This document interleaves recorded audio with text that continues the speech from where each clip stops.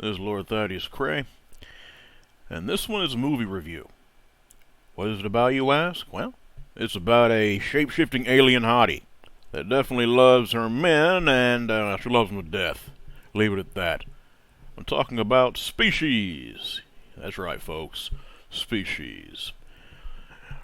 Now, what's this movie about? Well, I'm not going to put too much in the way of spoilers, but it is about an alien very similar in some ways in appearance, almost in some ways between a human and a xenomorph, almost.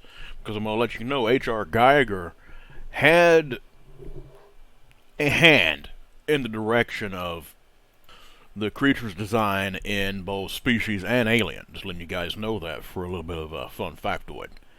Also, if I remember right, the original Chupacabra witness in Puerto Rico, their name, let me see here, was Madeline Tolentino. She told a fella named Benjamin Radford, who was doing a book in 2011 tracking the Chupacabra, that the monster and Species looked exactly like what they had seen. How's that for something to think about? You always have to remember, guys, Hollywood and different types of organizations like this will hide truth behind fantasy. I've said this in many of my videos, and I'll say it again now. The truth is always hidden behind fiction. Behind every fiction, there is a fact. That's just how it is. So I'm going to go ahead and leave the similarities between the Chupacabra and the monster from Species alone kind of past this point. The premise of Species is, like I said, pretty much this is an alien type of being that seeks to reproduce with men. And of course,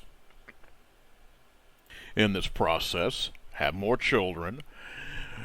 The idea, from what I can remember from seeing the first two films, there were three all in all. I would recommend watching the first two and just leaving the third one alone, at least to an extent, when it comes to continuity. The plot of it is actually very simple. We, as human beings, love to explore things which we have no business messing with. So pretty much the SETI program, which is the search for extraterrestrial intelligence, and it is a real-life program. Look it up, SCTI. However, in this movie, the first one, we get a response back. And, short story long, we also are given different types of things in response. One is a sample of genetic material. The other is a type of, it's like a formula for an unlimited energy supply, if I remember right. Now, it does not go into the energy source in this movie. What it goes into instead is, of course, us being stupid human beings, being human. We want to tinker with things, which we should not. And that's exactly what we do. We experiment with this genetic material given to us. And of course, the results, in this being a science fiction or horror movie, are less than desirable. It results in a child that develops very, very fast. As a matter of fact, she develops in record time. It's a matter of basically less than maybe a couple of years or maybe a few months into a maturing child, and then into adulthood. She is known as Eve, is what she's called. And let me tell you, Eve is played by Natasha Henstridge. And let me tell you, my friend, she looks very good killing people. Leave it at that. She escapes from the lab and causes untold amounts of carnage. She is pretty much seeking to reproduce with a male of pure genetic stock. What I mean by that is no health problems, no disease, anything like that. And needless to say, there's a team that's been gathered, of course, by the people that have been experimenting and that have made her. Needless to say, there's, of course, a scientist. I think there's like a government agent, molecular biologist. Hell, they even have an empath, if I remember right. Oh, and the alien's name was not Eve, it was Syl. In part 2, she was known as Eve. But anyway, the goal they have is, of course, to either capture her or destroy her.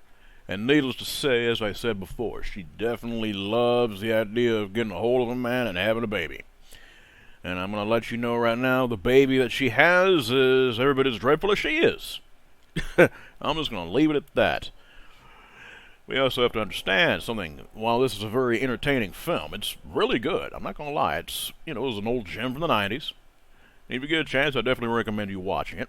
But I'm just going to let you know, you guys already know, Hollywood always hides things in plain sight. So I wouldn't be surprised if they truly have been dealing with something like this in real life. And they're simply trying to get us to be, I guess you could say, adjusted into accepting such things in the near future. I'm just going to go ahead and leave it at that. Also, you guys know what I do. I am the producer for Dogman Cams, Chasing the Truth, and The Vault of Nightmares. If you guys have had any type of paranormal experience or cryptid experience, hit me up, and I will definitely make sure you get the chance to have your story told. Hit me up in the comments, or at wesvic@dogmancams.com. I hope you enjoyed this review, and I look forward to doing more of them in the future. You guys be blessed and be safe.